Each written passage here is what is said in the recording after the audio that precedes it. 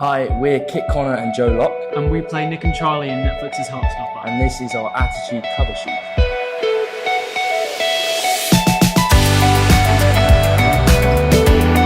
What advice did we get about our characters? I'd say that we spent our first 2 weeks in prep, basically sort of getting to know our characters, really. So it was great to have Alice there at that point, because any question that you might have about any kind of backstory about a character, the one person who knows every single thing about these characters is Alice, obviously. We went through the script with the director would ask us what we thought the characters would think, and we'd always we'd say something, and if Alice sort of went or looked at us, she would be like, okay, well maybe we'll say the opposite thing to that. So she was just always there to help us. My main priority, for me in particular, was trying to sort of maintain the essence of Nick, of my character, but also try and make it my own, at least to some extent. Obviously, the nature of it being a graphic novel series is that you literally have images of your characters. So approaching the role, sort of some characteristics of your character, which does make it kind of easier. Adapting a graphic novel into screen, you have to add certain elements to the character, and especially the series is so much more of an ensemble piece. There's definitely more relationships that are different in the novel than there are in the series, which I think adds a complex element of also adding the humanities of the characters as well and making them real people.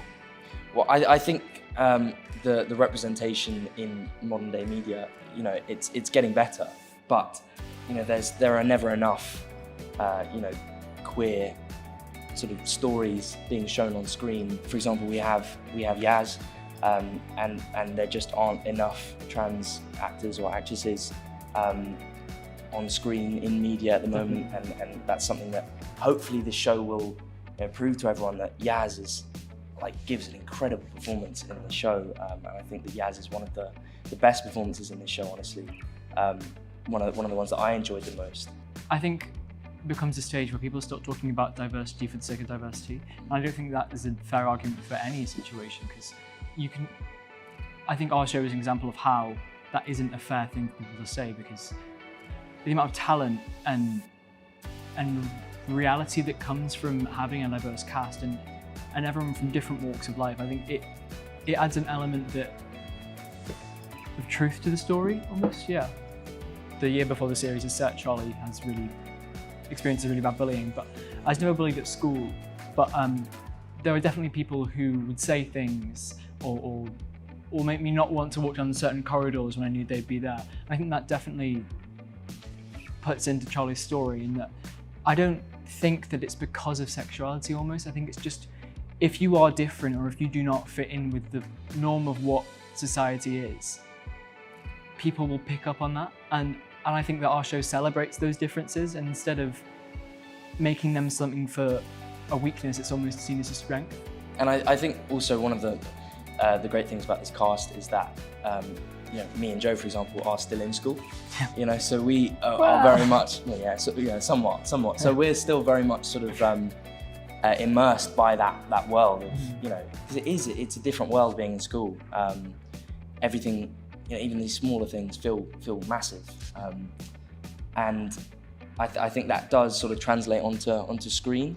The fact that we are still students, and really with our whole cast, especially the main ensemble, anyone who isn't currently in school, is very recently just come out of school. So we all sort of have a very good idea of what it's like to be in school, and it means to be queer in a all-boys school, I think the representation is a lot better with our show, just because sort of the understanding's a bit more there.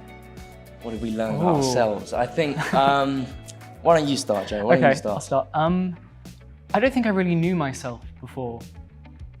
I always said I thought I always knew myself, and I've always been a very extroverted person, but I think that this experience and living in Charlie and meeting the most amazing people on set, we had the most wonderful atmosphere always, every day. I think it taught me that I don't need to be anyone else except myself. I don't need to dress a certain way in order to fit in. I don't need to act a certain way in order to fit in. I just need to be me. And I think that being around so many people who were just themselves and in such a open and accepting atmosphere, it really, really taught me that. Yeah, I would say that the first thing is that I can't play rugby very well. I think that was That's one a of the lie. first, That is a lie. one of the first things that I would learn from my experience. But I think also, probably on a slightly more serious note, I'd say that what I've learned from Nick is that expectations are like such a, can be so crippling at times, you know, for a person. You know, I sort of have grown up as an actor. You know, I started acting at a younger age, and I think that did sort of put a certain expectation on me. Even if it wasn't an expectation that people had, it was definitely there in my head. So I think making this show has really taught me that sometimes it's okay to sort of, you know, not meet those personal expectations and the expectations that you think everyone else has. Yeah, so that's definitely something that Nick brings through.